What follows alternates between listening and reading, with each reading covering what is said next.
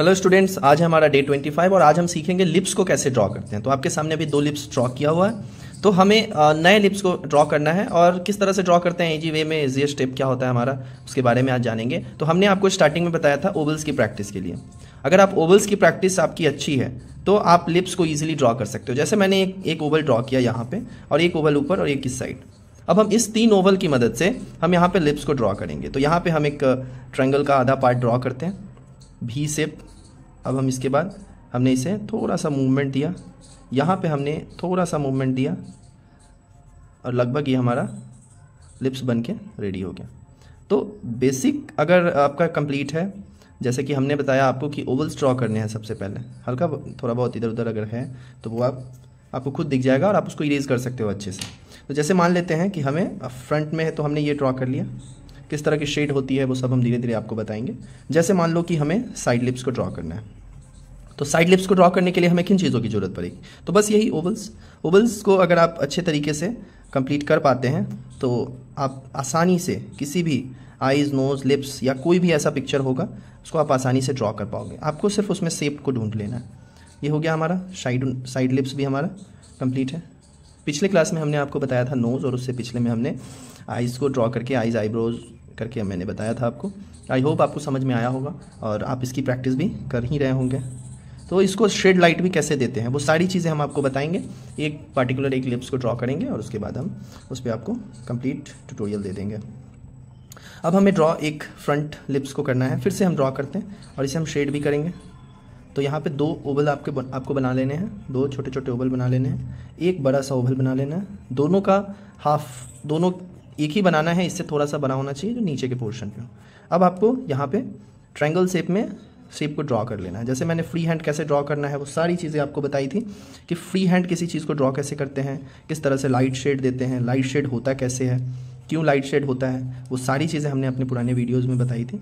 तो यहाँ पे हमने लिप्स को ड्रॉ कर लिया। अब इसे शेड करना है तो शेडिंग सिंपली समझना है हमें कि शेड हम करते कौन से पार्ट को हैं।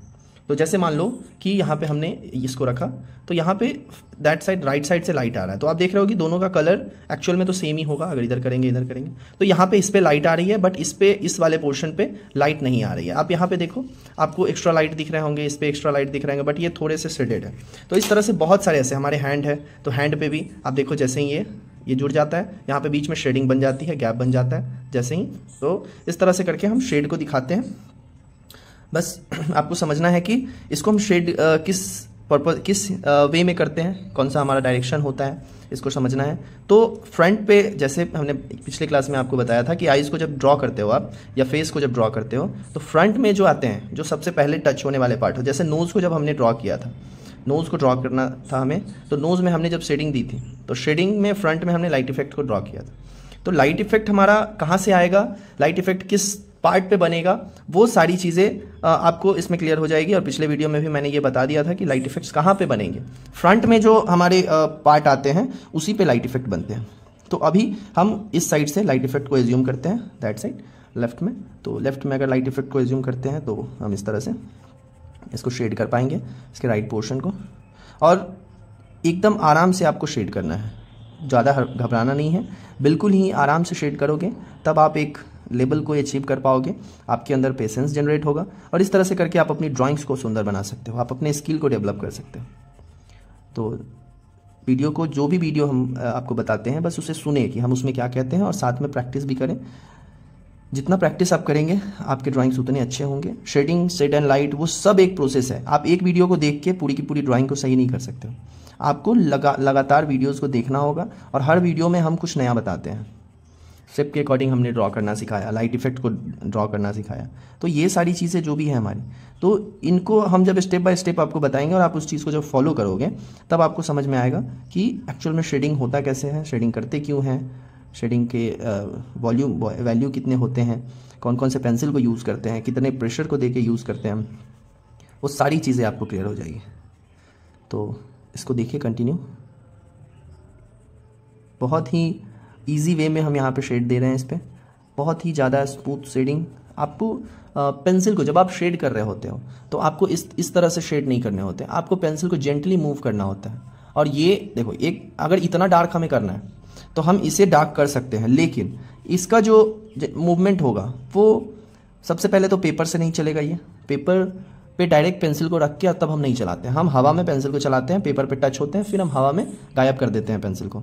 तो इतना डार्क हमें चाहिए यहाँ पे, तो हम इसके लिए इसी को बार बार पेंसिल चलाएंगे, पेंसिल को रोटेट करेंगे, पेंसिल को मूवमेंट देंगे। जितना मूवमेंट आप दोगे आपके पेंसिल उतना ज़्यादा शेडिंग डार्क होगा जितना आप पेंसिल को मूव करते हैं। तो इस तरह से आपको पेंसिल को मूव करना है और धीरे धीरे आपको डार्कनेस बढ़ाने हैं। यहाँ पे हम इससे ज़्यादा डार्क कर सकते हैं अगर हम पेंसिल को कंटिन्यूअसली मूव करते रहें, पेंसिल को चलाते चलाते आपको लाइट से डार्क करते चले जाना है। तो इस तरह से करके हम डार्क कर सकते हैं। तो यहाँ भी हम वही चीज़ कर रहे हैं कि अपनी शेडिंग को डार्क करने की कोशिश कर रहे हैं एक वैल्यू के हिसाब से। जैसे आप अगर एक वैल्यू को दिखाते हो तो फर्स्ट में आपने जो शेडिंग की है वो इतनी लाइट होगी, सेकंड में जो आप शेड करोगे वो इससे थोड़ी सी डार्क होगी, इससे हल्का सा आपको डार्कनेस देना होगा। तो यहाँ पे हम हल्के से डार्कनेस को इंक्रीज करेंगे। देख रहे हो कि जैसे पहले वाले से ये हल्का सा डार्क है। तो इसमें आपको कंटिन्यूअसली पेंसिल को एक ही प्रेशर के साथ चलाना है। थर्ड में जो आता है हमारा वो थर्ड, ये फर्स्ट हुआ, सेकंड, थर्ड में भी हम इसी तरीके से पेंसिल को मूव करेंगे। पेंसिल को टर्न करते रहना है। आप पेंसिल को टर्न करेंगे जैसे कि एक ही तरफ से घिसने की वजह से दूसरा जो साइड होता है वो शार्प हो जाता है। तो आपको पेंसिल को मूव करते रहना है अलग अलग मूवमेंट्स को देते हुए, अलग अलग पेंसिल के टर्न करते हुए, पेंसिल को टर्न करते हुए। जितना आप टर्न करेंगे पेंसिल, एक वे में टर्न करना होता है, वो जितना आप पेंसिल के साथ टाइम स्पेंड करेंगे आपको उतना समझ में आएगा। पेंसिल लाइटली मूव होना चाहिए, एकदम जेंटली आपको पेंसिल को मूव करना है। बहुत ही ज़्यादा पेंसिल को आपको प्रेशर देके नहीं चलाना है। देखो जैसे हमने यहाँ पे 4 शेडिंग दी, 4 शेडिंग में आपको दिख रहा होगा कि किस तरह से हमने वैल्यू को ऐड किया है। हमने इस तरह से वैल्यू को ऐड किया है। 5वीं शेडिंग भी हम करेंगे, 6ठी शेडिंग भी करेंगे, और इस तरह से करते हुए हम शेडिंग को इंक्रीज़ करते जाएंगे। इंक्रीज़ करते करते फाइनली अगर कहीं डार्क की ज़रूरत होगी तब वहाँ पे हम पेंसिल को यहाँ पे ये 5वीं शेडिंग, जो कि इसको भी हमें इसी तरह से देना है कि ये डार्क हो जाए, लेकिन पेंसिल को मूव करके ही चलाना है इसको। अब ऐसा नहीं है कि डार्क करना है तो एक बार में पेंसिल उठाएं और पूरा का पूरा डार्क कर दिए, वहाँ पे आपके ड्राइंग्स ख़राब हो जाते हैं। यही प्रॉब्लम है कि आपके ड्राइंग्स को ख़राब होने की वजह यही होती है कि आप एक ही बार में पेंसिल को चला देते हो। तो ये नहीं करना है आपको, धीरे धीरे आपको मूवमेंट देते हुए पेंसिल को चलाना है और धीरे धीरे आपको डार्क करना है। तो आपने देखा कि 5 शेडिंग को ऐड करके हमने कैसे डार्कनेस दिया यहाँ पे। तो इसी तरीके से हम यहाँ भी डार्कनेस को इंक्रीज करेंगे, डार्कनेस को घटाएंगे, बढ़ाएंगे, जो भी करना है वो करेंगे। इरेज़र का यूज़ करेंगे, जो भी नॉर्मली इरेज़र है हमारा, हमने डोम्स का इरेज़र यूज़ किया है यहाँ पे, और सबसे सस्ता इरेज़र है और सबसे बढ़िया है। इसके अलावा बहुत सारे इरेज़र हैं बट हमें यही ज़्यादा अच्छा लगता है, हम बच्चों को यही प्रीफर करते हैं, डोम्स के शार्पनर और इसके इरेज़र। तो दोनों सही होता है, एक बिगिनर्स के लिए यही सबसे अच्छा होता है। अब हमने यहाँ पे शेडिंग की वैल्यू को ऐड कर दिया। यहाँ पे ऐड करने के बाद हम धीरे धीरे अब इसके मूवमेंट्स की तरफ चलेंगे।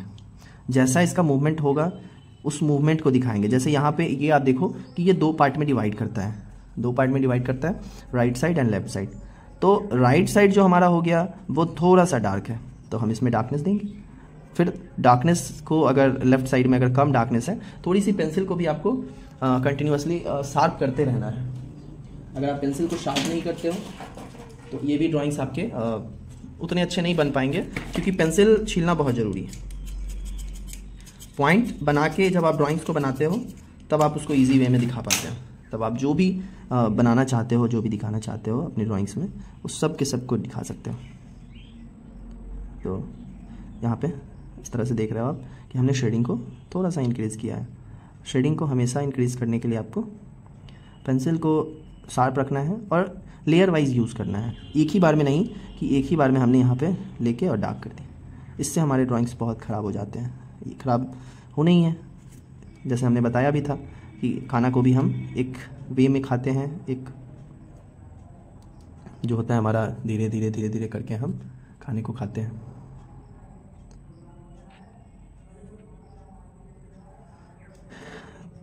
तो यहाँ भी हम शेडिंग को जब ऐड करेंगे तो लेयर वाइज ऐड करेंगे। आपको ये नहीं कि हाँ चलो शेडिंग कर दे रहे हैं, थोड़ा सा टाइम देना होगा, थोड़े से पेशेंस की ज़रूरत पड़ेगी।